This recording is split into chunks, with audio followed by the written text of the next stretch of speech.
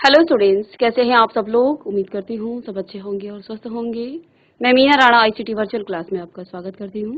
Students, हम पढ़ रहे हैं क्लास 6 की हिंदी व्याकरण में हमने प्रीवियस लेक्चर में शब्द विचार पढ़ा था और 3 आधारों पर शब्दों के भेद किए थे। उत्पत्ति के आधार पर, बनावट के आधार पर और प्रयोग के आधार पर। और प्रयोग के आधार पर भी शब्द के 2 भेद हैं, विकारी और अविकारी शब्द। विकारी शब्द 4 प्रकार के होते हैं, इसके 4 भेद हैं। विकारी अर्थात जिसमें लिंग, वचन, कारक और काल के आधार पर विकार आ जाता है, वे विकारी शब्द कहलाते हैं। और इसके भी 4 भेद थे, संज्ञा, सर्वनाम, क्रिया और विशेषण। तो आज से हम संज्ञा पढ़ेंगे, उसके बाद सर्वनाम, क्रिया और क्रिया विशेषण, और फिर अविकारी शब्दों को पढ़ेंगे। तो चलिए चलते हैं स्मार्ट बोर्ड पर। चलिए, तो विकारी शब्दों के 4 भेद थे, ठीक है, जिसमें आपका संज्ञा आ जाता है, सर्वनाम आ जाता है, क्रिया और क्रिया विशेषण आ जाता है। तो अब संज्ञा क्या होता है? संज्ञा को आप इससे पहले भी छोटी क्लासेस में पढ़ चुके हैं। आपने क्लास 5th में भी पढ़ा होगा, नाम वाले शब्दों को आप संज्ञा कहते हैं, ठीक है। और इंग्लिश में भी, अंग्रेजी में भी आप पढ़ते हैं नेमिंग वर्ड्स। इनको क्या कहा जाता है? नेमिंग वर्ड्स, यानी कि किसी वस्तु, किसी व्यक्ति, किसी स्थान के नाम को हम क्या कहते हैं? संज्ञा कहते हैं। लेकिन यहाँ पर भाव आ जाता है, गुण आ जाता है, ठीक है। तो आइए इसको और डिटेल में हम पढ़ते हैं संज्ञा को। तो संज्ञा क्या होता है?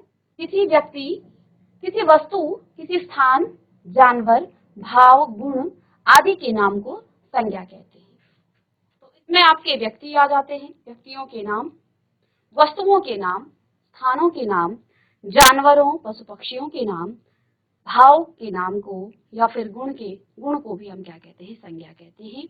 जैसे राम, पुस्तक, भरतपुर, गर्मी और सर्दी, ये आपके क्या है? संज्ञा है, ठीक है। तो इस छोटी सी परिभाषा को लिखेंगे संज्ञा की, कि किसी व्यक्ति, वस्तु, स्थान, जानवर या पशु पक्षी लिख सकते हैं यहाँ पर, भाव, गुण आदि के नाम को हम संज्ञा कहते हैं।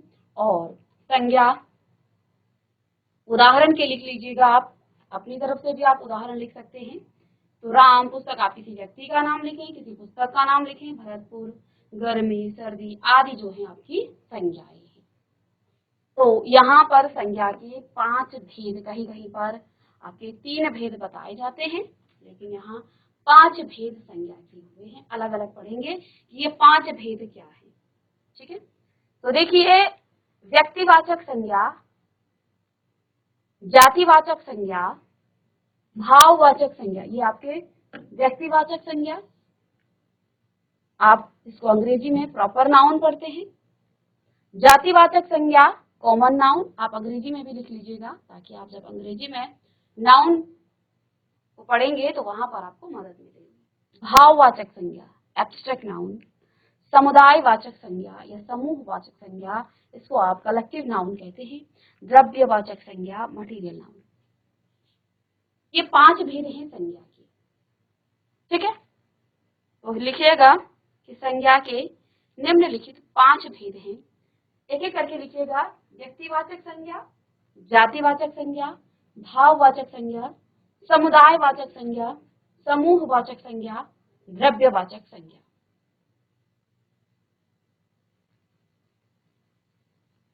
नेक्स्ट लिखेंगे व्यक्तिवाचक संज्ञा या प्रॉपर नाउन। Proper noun. तो व्यक्तिवाचक संज्ञा क्या होता है? जिस संज्ञा से किसी एक ही व्यक्ति, वस्तु या स्थान विशेष का बोध हो, उसे व्यक्तिवाचक संज्ञा कहते हैं। जिस संज्ञा से किसी एक ही वस्तु, व्यक्ति, वस्तु या स्थान की किसी विशेष की हम यहाँ पर बात करेंगे, ठीक है, का बोध हो, उसे व्यक्तिवाचक संज्ञा कहते हैं। जैसे व्यक्तियों के नाम, राम, मोहन, सीता, कालू आदि शब्द आपको अनंत नामों के बारे में कहता है। आदि का मतलब जितने भी नाम हैं व्यक्तियों के, उन सभी की यहाँ पर बात की जा रही है, ठीक है।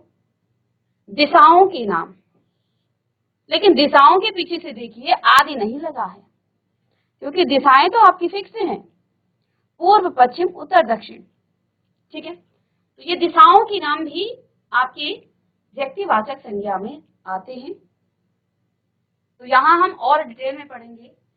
देशों के नाम, किसी भी देश का नाम है, जैसे भारत, चीन, जापान, अमेरिका, पाकिस्तान, बांग्लादेश, जिस भी देश की आप बात करें तो देशों के नाम को भी व्यक्तिवाचक संज्ञा में कहा, क्योंकि किसी विशेष देश का नाम, किसी एक ही देश के नाम की हम बात करेंगे। मैंने भारत कहा तो हम किसी विशेष देश के नाम, किसी एक देश की नाम की बात कर रहे हैं। तो जब किसी विशेष देश का नाम भी पुकारा जाए वो भी आपका व्यक्तिवाचक संज्ञा में आता है। आगे यहाँ पर राष्ट्रीय जातियां, राष्ट्रीय जातियां हम क्या है, हमारी जाति क्या है, हमारी राष्ट्रीय जाति क्या है। आप जब कहीं फॉर्म भी भरते आप क्या हो, भारतीय हो, आप हिंदू हो, ठीक है, आप भारतीय हो, ये हमारी राष्ट्रीय जाति है। भारत के लोगों को भारतीय कहा जाता है, हमारी राष्ट्रीय जाति भारतीय। चीन के लोगों को चीनी, जापान के लोगों को जापानी, ऐसे अमेरिकन, इसी तरह से हम क्या कहते हैं, ये राष्ट्रीय जातियां हैं। तो इसलिए ये आपकी क्या आ जाती हैं, ये भी व्यक्तिवाचक संज्ञा में आता है। किसी विशेष नदी का नाम हम कहें, गंगा, यमुना, कावेरी, घाघरा, अन्य नदियां, गंगोत्री, यमुनोत्री, ये सभी जो हैं आपकी, यमुना आ गया यहाँ पर, ठीक है, तो ये आपके किस में आ जाते हैं, नदियों के नाम भी व्यक्तिवाचक संज्ञा में आ जाते हैं। इसके बाद किसी विशेष समुद्र के नाम की हम बात करेंगे, जैसे अरब सागर, प्रशांत महासागर, तो ये भी आपके व्यक्तिवाचक संज्ञा में आ जाते हैं। एक एक करके लिखते रहेंगे। पर्वतों के नाम, तो किसी विशेष पर्वत की बात की जाएगी, जैसे अरावली, तो यहाँ किसी एक पर्वत की, किसी विशेष पर्वत की बात की गई है, हिमालय, विंध्याचल, ऐसे ही अन्य जो पर्वत है उनके नाम भी आ जाएंगे। नगरों के नाम, तो किसी नगर का नाम आप कहें तो ये भी आपका व्यक्तिवाचक संज्ञा में आ जाता है।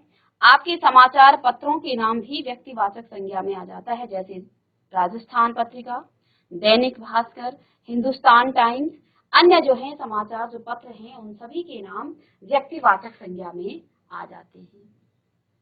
किसी विशेष पुस्तक की जब आप बात करते हैं, पुस्तकों के नाम, जैसे रामायण, रजत रंगिनी, मेघदूत, ये सभी आपके किसमें आ जाते हैं, ये भी व्यक्तिवाचक संज्ञा के अंतर्गत ही आ जाते हैं।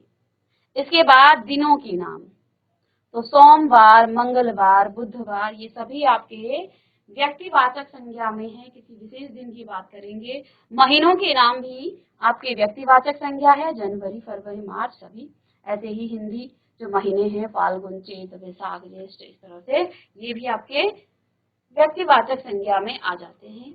ग्रह और नक्षत्रों के नाम आपके व्यक्तिवाचक संज्ञा में, जैसे ग्रह है आपका पृथ्वी, सूर्य, पृथ्वी हो गया, मंगल हो गया, है ना, ये आपके ग्रह हैं। साथ में उपग्रह आपका चंद्रमा, ठीक है, और जितने भी हमारे नक्षत्र हैं उन सभी के नाम भी व्यक्तिवाचक संज्ञा में आ जाते हैं। त्योहारों के नाम, किसी विशेष त्योहार की नाम जब बात की जाती है वो भी आपके व्यक्तिवाचक संज्ञा में ही आ जाता है। चलिएगा, सभी को नोट कीजिएगा। तो क्या क्या चीजें यहाँ पर आ जाती हैं व्यक्तिवाचक संज्ञा में, व्यक्तियों के नाम तो होंगे ही, साथ में दिशाओं के नाम, देशों के नाम, राष्ट्रीय जातियों के नाम, नदियों के नाम, समुद्रों के नाम, पर्वतों के नाम, नगरों के नाम, समाचार पत्रों के नाम, पुस्तकों के नाम, दिनों के नाम, महीनों के नाम, ग्रह और नक्षत्रों के नाम, त्योहारों के नाम, ये सभी आपके व्यक्तिवाचक संज्ञा में आ जाते हैं। सभी को नोट कीजिएगा।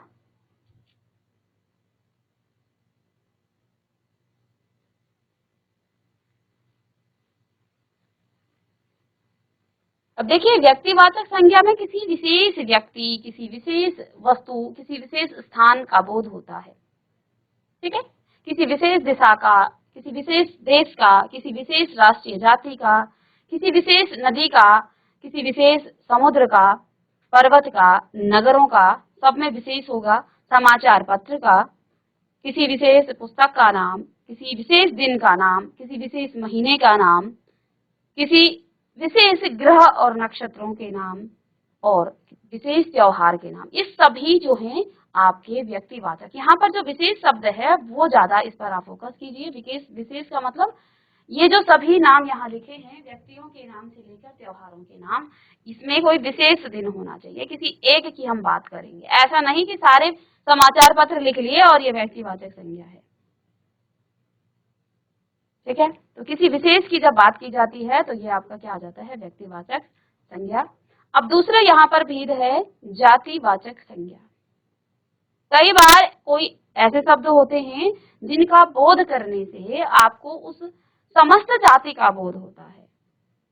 हमने किसी एक के बारे में कहा तो वो सबके लिए जो है हो जाता है। जैसे हमने कहा मनुष्य, तो मनुष्य में तो इस संसार में जितने भी प्राणी हैं, मात्र हमारे देश में नहीं, पूरे संसार में, पूरी दुनिया में जितने भी मनुष्य हैं उन सबका बोध हो रहा है। चाहे वो ऑस्ट्रेलिया का हो, चाहे वो किसी भी देश का हो, उस मनुष्य शब्द से जो है समस्त मनुष्य जाति का बोध हो जाता है। तो ऐसे शब्द अब इसके नाम से ही पता चल रहा है, जातिवाचक संज्ञा, जिससे किसी विशेष जाति का बोध हो। अब वो चाहे मनुष्य जाति हो, चाहे वो आपका किसी, हम रिश्ते में भी कहते हैं, जैसे आपका भाई बहन, तो भाई शब्द जो है आपका भाई भी भाई कहलाएगा, किसी दूसरे का भाई भी भाई होगा। तो ये जो है ये जाति है, इसमें किसी एक व्यक्ति का, किसी एक के लिए नहीं बल्कि समस्त जाति का यहाँ पर बोध होता है। तो अब आप हेडिंग डालिएगा जातिवाचक संज्ञा, या फिर कॉमन नाउन आप इसे लिख सकते हैं। तो जो संज्ञा शब्द किसी एक ही प्रकार के व्यक्ति या वस्तु का बोध कराते हैं उन्हें जातिवाचक संज्ञा कहते हैं। जैसे मनुष्य हो गया, पहाड़ हो गया, नदी, भाई बहन, मामा चाचा, जितने भी रिश्ते हैं, पंडित, जुलाहा, बाबू, प्रोफेसर, शिक्षक, कवि, लेखक आदि आदि जो है ये सभी आपके क्या हैं, ये आपके जाति का बोध करते हैं, समस्त जाति का बोध करते हैं, इसलिए ये आपके जातिवाचक संज्ञा है। चलिएगा, तो जो शब्द, संज्ञा शब्द किसी एक ही प्रकार के व्यक्ति या वस्तु का बोध कराते हैं उन्हें जातिवाचक संज्ञा कहते हैं। उन्हें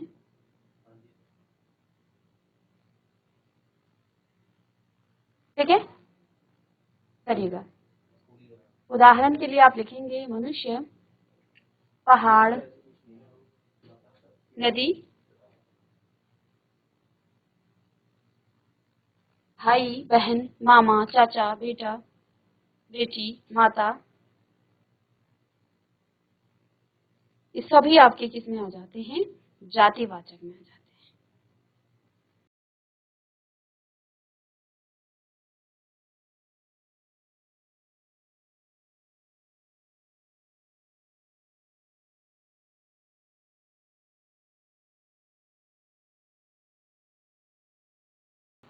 चलिए, तो जातिवाचक संज्ञा में समस्त जाति का बोध होता है। यहाँ पर किसी विशेष व्यक्ति, वस्तु, स्थान के बारे में नहीं बल्कि ये समस्त जाति का बोध कराता है। जैसे हमने मनुष्य की बात की, अब पहाड़ हमने कह दिया, अब कोई सा भी पहाड़ हो सकता है, ठीक है। लेकिन जब आप किसी विशेष पहाड़ की बात करेंगे, उसका नाम आप कहेंगे तो तब वो व्यक्तिवाचक होगा। लेकिन हम सिर्फ पहाड़ कह रहे हैं तो पहाड़ तो आपका एक जाति है।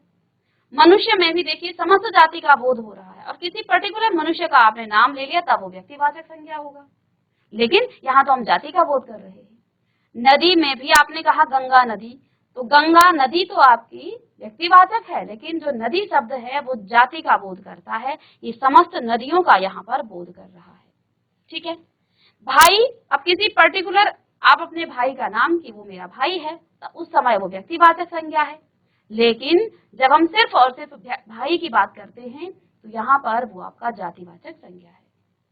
बहन में भी वही, ऐसे ही सभी जो आपके रिश्ते हैं। साथ में आप शिक्षक, प्रोफेसर, अब शिक्षक में किसी पर्टिकुलर आप शिक्षक की बात करें आप अपने किसी सब्जेक्ट टीचर की शिक्षक की बात करें या आपने किसी भी, तो उस समय तो वो व्यक्तिवाचक संज्ञा है, लेकिन जब हम शिक्षक, सिर्फ शिक्षक शब्द कहें तब वो आपका जातिवाचक है। अब शिक्षक से आगे आपने कहा मेरे अंग्रेजी के शिक्षक, तो उस समय तो आपका व्यक्तिवाचक है, क्योंकि वो आप अपने अंग्रेजी के शिक्षक की बात कर रहे हैं, आप अपने किसी विशेष शिक्षक की आप बात कर रहे हैं। ठीक है, इसी प्रकार से लेखक, आप किसी लेखक का नाम लेंगे तो वो लेखक तो उस समय तो व्यक्तिवाचक, लेकिन सिर्फ लेखक शब्द आपका जातिवाचक है। ऐसे ही घोड़ा, गाय, कौवा, तोता, मोर, कुर्सी, ये सभी जो है आपके जातिवाचक संज्ञा है। चलिए अब नेक्स्ट आप लिखेंगे भाववाचक संज्ञा, एब्स्ट्रैक्ट नाउन। भाववाचक संज्ञा जिन संज्ञा शब्दों से किसी व्यक्ति, वस्तु और स्थान के गुण, दोष, धर्म, अवस्था और भाव आदि का बोध हो, उन्हें भाववाचक संज्ञा कहते हैं। जैसे गुण, धर्म, अर्थ, भाव प्रायः पर्यायवाची शब्द हैं, जैसे लंबाई, बुढ़ापा, नम्रता, मिठास, क्रोध, शत्रुता, दया, करुणा आदि शब्द जो हैं भाववाचक संज्ञा कहलाते हैं, जिसमें किसी भाव का बोध हो। ठीक है ना।